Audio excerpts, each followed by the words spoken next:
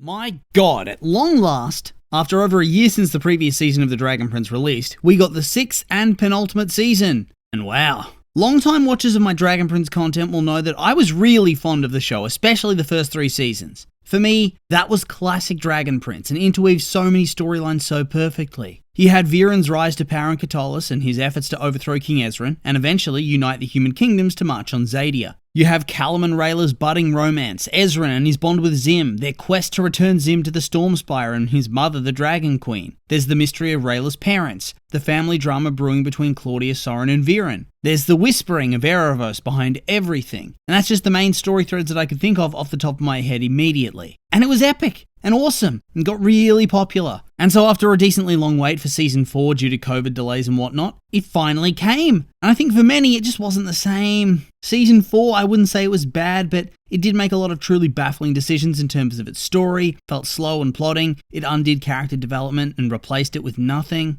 And altogether it was just not very interesting or fun. I won't go into too much detail because I don't want to get bogged down in it all, and I've made videos on it in the past, but there you go. There were some bright spots, but they were few and far between. And then last year we came to season 5, and it was an improvement on season 4, I'll put it that way. And I actually really liked it, but I still felt like it was missing something. It didn't feel quite the same as the original trio of seasons. And so, yeah, in the decently long wait for this season, I was hopeful we would return to glory. And against my better judgment, I was getting really hyped for season 6 and super excited to see what it would bring to the table. And in the end, holy shit, this was amazing. Like seriously, they're well and truly back to form with this season.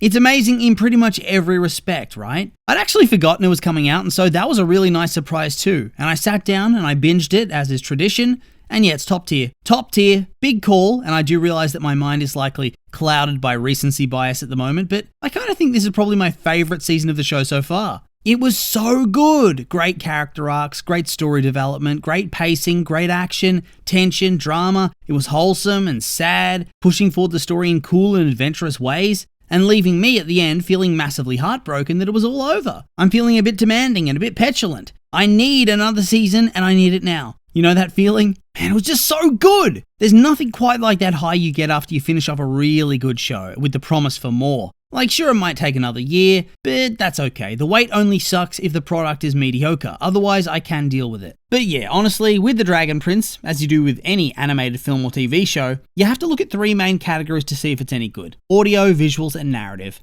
Audio, I'll be real. The music never really draws my focus in a way that a lot of other franchises manage to do. I'm not hating on it, just it's not something I'm thinking about when I watch the show. The voice acting, yeah, it's fine, it's decent. Although sometimes I still have to squint at the screen at some of the really out there accents because I wonder what they're going for with that performance. But it's nothing terrible or distracting, just strange sometimes. And then we'll just take a quick moment to talk about visuals. And I'm not going to lie, I never really thought all that much of the visuals for The Dragon Prince right from the get-go. I don't think they were trash or anything of the sort, but it wasn't top tier. But that didn't matter to me because it wasn't the primary draw of the show. You could look past it, although I think more recent seasons did at times look a little bit too undercooked perhaps, particularly season 4. So it was nice to see it come back to form in this way. And honestly, it's looking better than ever. I really liked the use of different animation styles too, like in Viren's narration of his backstory and how he became the man we know from the early seasons of the show. That was really cleverly done. But yeah, whilst that's all well and good, the main draw for me here, and for everybody else I think, is the story, so let's get chatting about the big story points. Okay, for starters,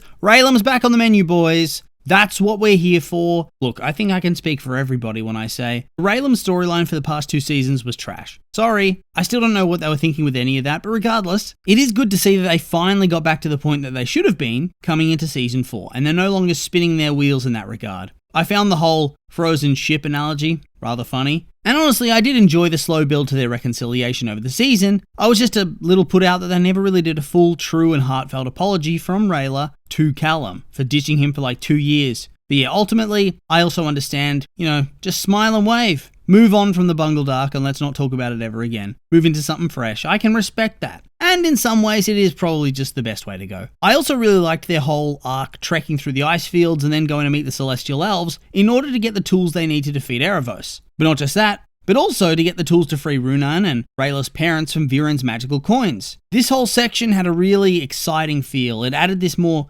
mystical and celestial feel to everything, whilst also giving us a lot of cool world building about what Star Touch Elves actually are. Plus that whole section with the lonely pet That was sad and sweet. I also love the explanation as to why dark magic is bad. It's useful, but it darkens you, and over time it strips you of your morality. So people like Viren, who had set out to do good, become twisted and cruel. And I liked that explanation. I also like that cool black and white sequence where the elf sees the future and is able to determine the right path to take and how to speak to Callum properly to get him do what he needs to do. But anyway, Callum cleansing himself sets up this big plot point too. If he uses dark magic ever again, he'll be consumed by it, or something along those lines, which to me is a big neon sign saying, hey, guess what? Callum is going to use dark magic again. I feel like it's a guarantee with that sort of statement, and will almost certainly lead to him being corrupted or possessed by Aaravos temporarily. Anyway, this storyline then led into the hard decision that Rayla had to make, where they realise that they don't have enough Quasar diamonds to free everybody from the enchanted coins, and so she has to enter the spirit world area where the souls are lingering, unable to depart without their other half. And this was a very sad sequence where Rayla finds Runan, who's basically a corrupted shell of himself, riddled with guilt and self-hatred, alone with his pain, having tried to kill a girl that he raised and considers his daughter. And meanwhile, Rayla's parents are dancing together, sort of blissfully unaware of what's going on around them, barely even acknowledging Rayla when she comes before them. Whereas Runan, he was completely hyper-focused on her, and he kept trying to fight her.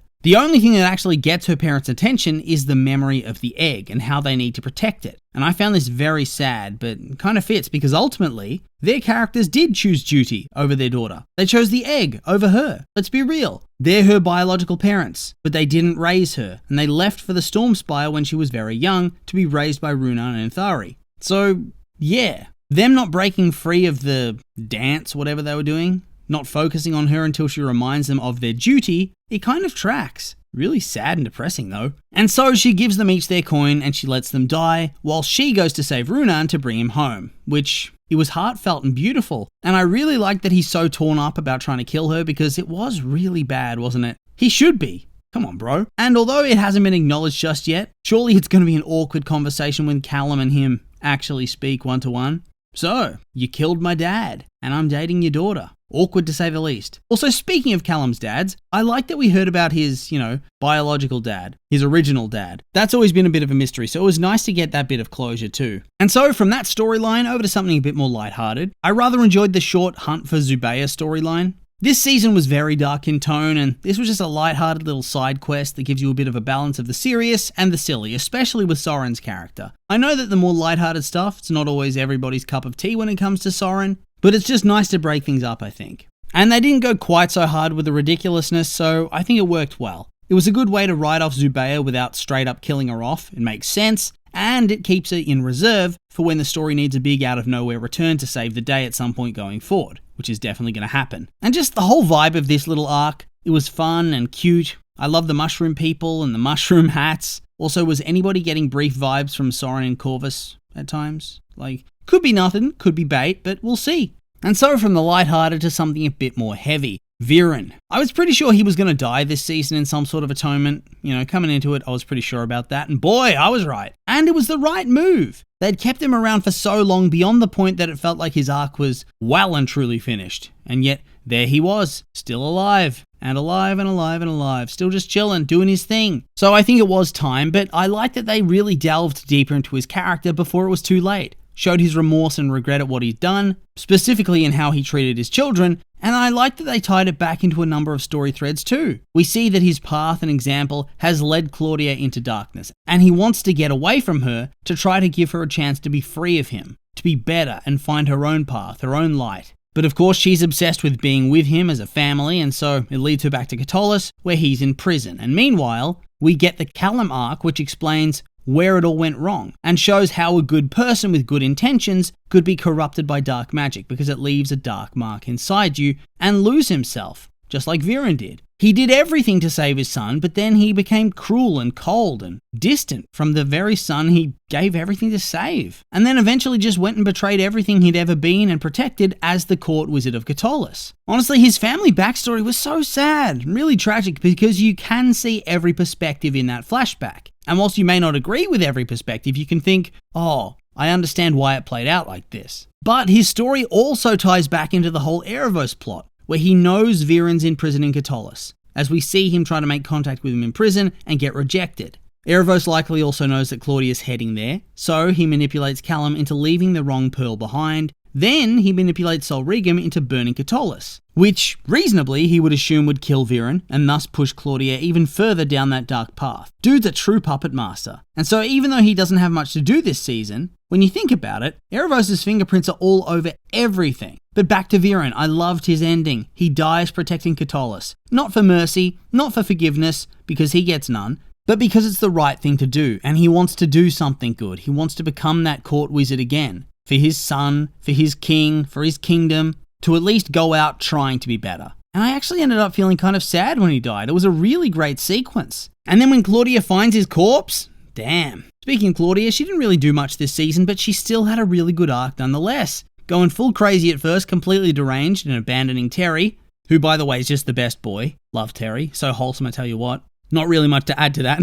Hope nothing terrible happens, but I have a bad feeling. But yeah, the only real problem I had with Claudia's arc is that they immediately walk it back to have her come back to Terry to cry. But it doesn't matter. They then give you this hopeful storyline, where it seems like she's going to turn away from the dark. And you really want her to, because you're seeing the old Claudia from season 1 where she's laughing and joking and everything's happy, only for at the last moment to be sucked back in by her dad's death. And so she'll never be able to get that closure that she needs to let go, which in turn leads to her willingly becoming the pawn of Aaravos once again. And speaking of Aaravos, I really liked what they pulled off in that last episode, where you get that reveal that whilst he is a villain and has done heinous things, at the same time he is a very sympathetic elf. His daughter taught some magic to humans, probably her friends, and so in exchange, she's betrayed by her people and Sol Regum and sentenced to death. And I gotta say, this revelation about the fire dragon guy, it does make Aaravos manipulating him to free Aaravos, telling him about the death of his mate and how he was the cause of it, and then overall just his death, feel very funny. Screw that guy, screw him. But yeah, it also makes me feel that despite knowing that Aaravos is bad, I do want to see the rest of the Starcharged elves straight up die horribly. You get me? Like, I need that. We need that. Imagine executing a child who's afraid and begging for mercy for such a small crime. It was legitimately disturbing. And I'm kind of surprised that they even included something like that in the show to begin with. It's so dark. I'm not criticizing or anything like that. I was just really shocked.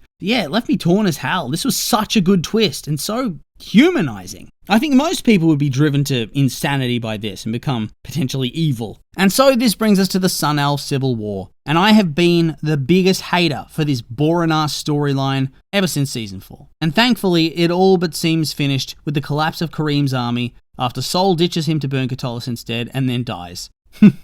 Good. Most of this focuses on the prelude to the battle, which was actually far better than I expected. And also the wedding for Amaya and Janai, which was just wholesome. Supremely wholesome, I loved it. Then there's the negotiation and the battle, which is all just a bait and switch, and gives us the best action sequence of the season, potentially of the show itself, with the burning of Catullus. Just epic. And it was cathartic for me to see Kareem get clapped too. Hopefully he died off screen so I don't have to ever see him again. Ezran, he felt a little bit shoehorned in here to be honest, but he didn't have much to do this season and they did need him away from Catullus, so it makes sense. So yeah, the whole season, it was a banger. Oh yeah, we're back. Hell yeah. But now we're stuck waiting months to years for a follow-up, which is depressing. But oh well, gotta ride this high for now. This was so good, the hype's real, but there's not really much more to say beyond that, so I will say that these have just been my opinions and I'd like to hear yours. What did you think of the season? Did you like it, hate it? I'm curious for your thoughts, so make sure to like, comment, and subscribe. Let me know.